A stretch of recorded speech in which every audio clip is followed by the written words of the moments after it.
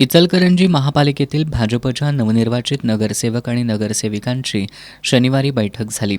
यावेळी गटनेता निवडीचे अधिकार आमदार राहुल आवाडे, माजी मंत्री प्रकाश आवाडे, माजी आमदार सुरेश हळवणकर यांना देण्यात आले.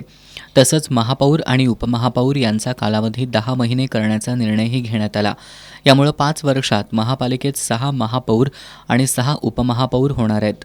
याशिवाय स्थायी समिती, महिला आणि बालकल्याण समिती सभापतीपदासाठी 1 वर्षाचा कालावधी असणार आहे. यामुळे 5 वर्षात 22 जणांची सभापतीपदी वर्णी लागणार आहे. जे उमेदवार भाजपकडून निवडणूक रिंगणात होते पण पराभूत झालेत, अशांना पण सक्रिय कार्यकर्त्यांना संधी देण्यासाठी 4 विभागीय कार्यालयांची समिती स्थापन करण्यात येणार आहे.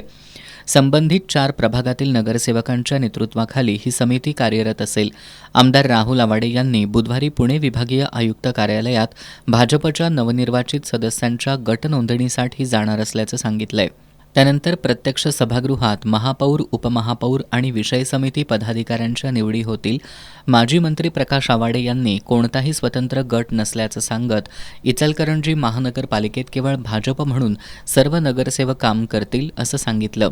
यावेळी जिल्हाध्यक्ष राजवर्धन नाईक निंबाळकर, अशोक स्वामी, श्रीरंग खवरे, शशिकांत मोहिते, सीमा कमते आदींसह पदाधिकारी आणि सर्व नगरसेवक उपस्थित होते.